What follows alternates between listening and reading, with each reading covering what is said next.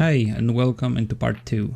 So this is where we finished off last time in the part 1, and what we're gonna do, we're just gonna take this shape a little bit further, modify it, and so we can create basically a couple textures that we can test in the engine. Okay, so yeah, this is what we have. Let me just create quickly a different variation of it, so we can yeah, so we can basically get couple color variations, so it might gives us some ideas later on if in case we want to use it in the engine. Okay, so I'm just gonna go for the purple version somewhere here. Gonna drop another color, and maybe I'll go for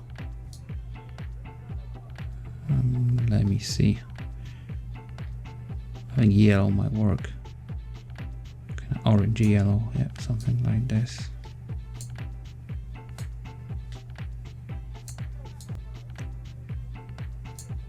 Okay, maybe it's a little bit too saturated, so I'm just gonna drag it a little bit towards white. Now I'll look into the glow. I think, yeah, glow is obviously a little bit too much. So I'm just gonna do this.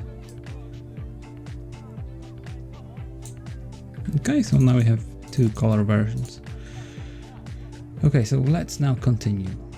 So what I'm gonna do next, I'm just gonna add auto levels to make it slightly brighter. All it depends, you know, how dark your image is and if the levels are actually balanced. So I'm just adding this node for the balance, to be honest. And now I'm gonna use the swirl node, swirl grayscale. I'm gonna hold and press Alt and Shift and just, you know, trying to match the square, and I'll play with the slider, maybe something like one is a little bit, yeah, maybe 2 or maybe 2.5. Let's go maybe with 1.5, and then later on we can go back and fix it. And I'm gonna add a radial blur as well. So the trick is, if you wanna a little bit more details, you put samples to 1 and you change the angle, so you can see what it does. It basically duplicates it. So we have like 2, but I think it's a little bit too noisy for me, so I'm just gonna ramp up the samples, and I just want a slight blur. Yeah, something like this. I'm gonna add a glow to it as well, but just a little bit, because I want those white areas to pop a little bit more. Okay, now I want to add a bit more noise to it, so I'm just gonna use shape, or even better, I'm gonna use tile sampler, and in here I'm just gonna blur it a little bit, maybe levels as well if I want to tweak it later, and plug it in here and put it on multiply. I'm gonna go back to my tile sampler and change it to disk. Oops, yeah, to disk. Okay, now I need to go here and maybe scale random. Keep scale maybe set to 1, position random max, and maybe offset 0.5. And now I can go back to X amount and Y amount. Maybe let's go with 7 maybe. And now I can go back to blend basically. I have a control how much noise I'm actually applying to my texture. So I think this could work.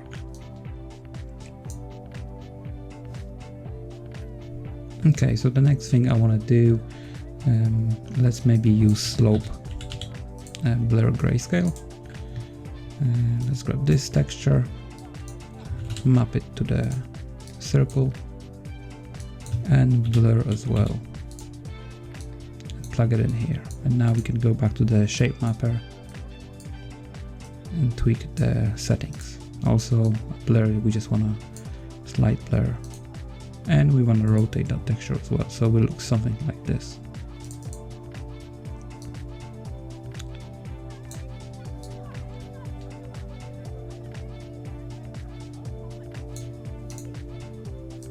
I'm just tweaking the settings.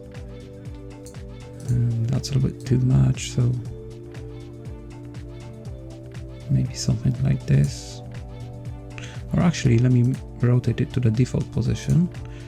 And now if I blur it, actually, yeah, this might look kind of nice, kind of wavy pattern.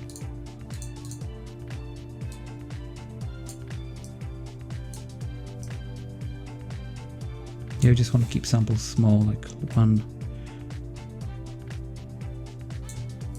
and maybe more blur. So we're just adding a little bit noise to the whole image, kind of creating this fluid motion. I mean, if you don't like it, then just, you know, skip this part, or maybe go to a slow blur grayscale and 0 the intensity. And now if I grab those two, copy paste here,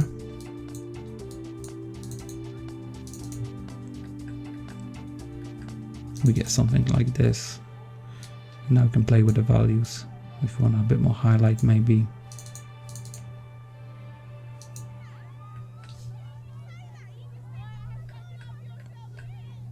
The only thing I would like to add is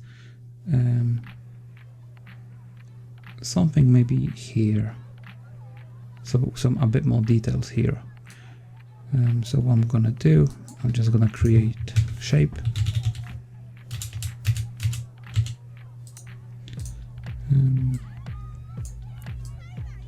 something like this. Maybe I'm gonna use trapezoid transform grayscale, and I'm gonna disable tiling as well. Splatter circular, and I'm just gonna use user input. So now I can go to radius, maybe randomize it, change the scale of it as well, and just randomize the scale.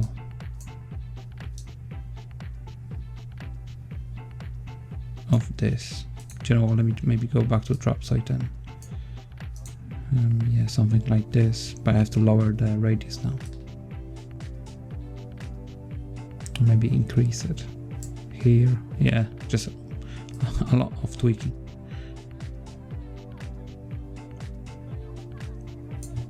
Okay, now maybe let's blend it with the circle. So we're going for shape again. This time we might go for the disk. And let's scale it down. And in the blend node, let's set it to add linear. Now let's use a slope blur. Let's copy paste this shape, change it to a soft circle with the maximum scale, which is 1. I ramp up these samples and let's get this nice blur, something like this maybe. But now we have to go back to the splatter and change its scale, because it goes outside of the boundaries.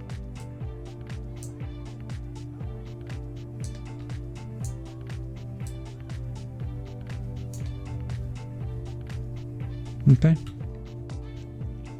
I think this is very predictable, I would say. So I'm just trying to think how we can randomize the position of this. So let's go maybe to spread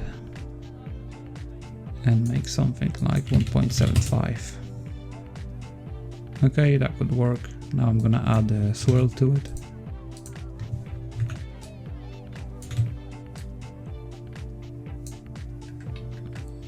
Okay, let me go back, and because I want to do, I just want to mix it with this texture. So I'm going to use blend, but I have to change the order so I can control how much I want this part in the middle. And now let's plug it in.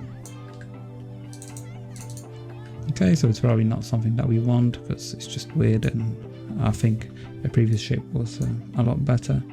But now what we could do, we could just use maybe transform, and by pressing and holding Alt and Shift we can scale it down. I'm gonna disable tiling as well and plug this back in. I'm gonna use blur as well.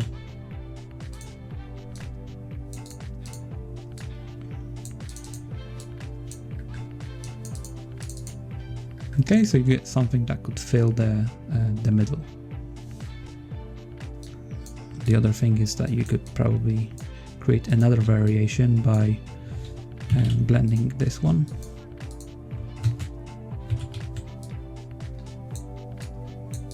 And adding like a subtract node.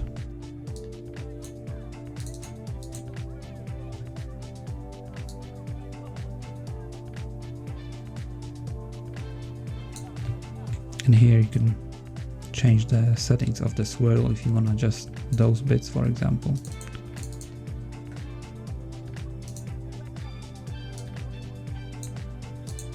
You can reduce the blur. You can see you get some highlights here, just a small detail.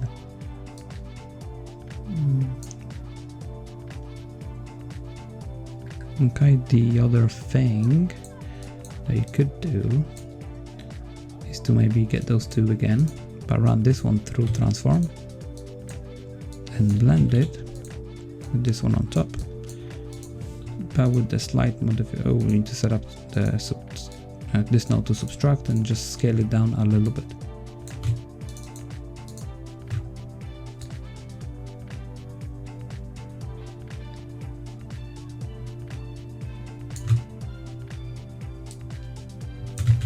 Oops, let me rotate it. Maybe we'll change the order of our blend.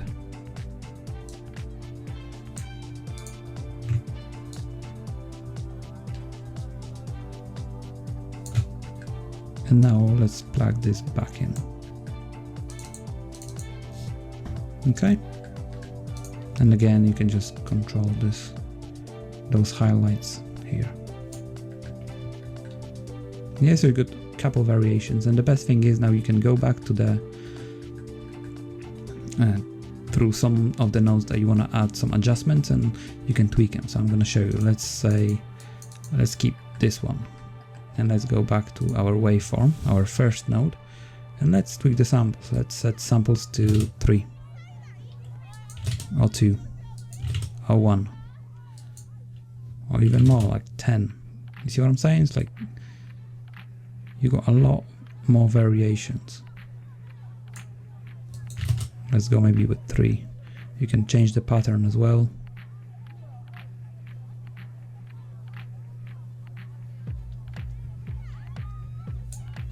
Yeah, I think that one might be pretty cool.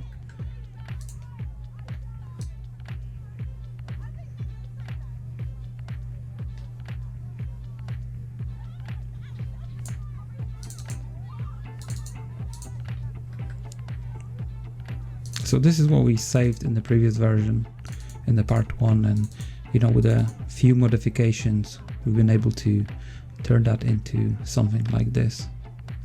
The funny thing is that if you select those, for example, if you go to our wave pattern, and you could add more details to this one as well by just changing the samples.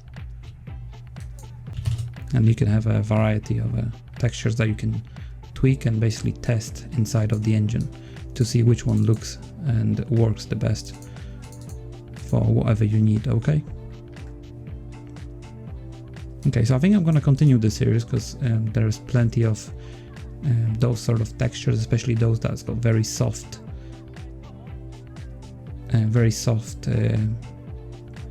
ending, which looks pretty cool in the engine, especially in the motion. So yeah, we're gonna do part 3 and maybe part 4 as well. Okay.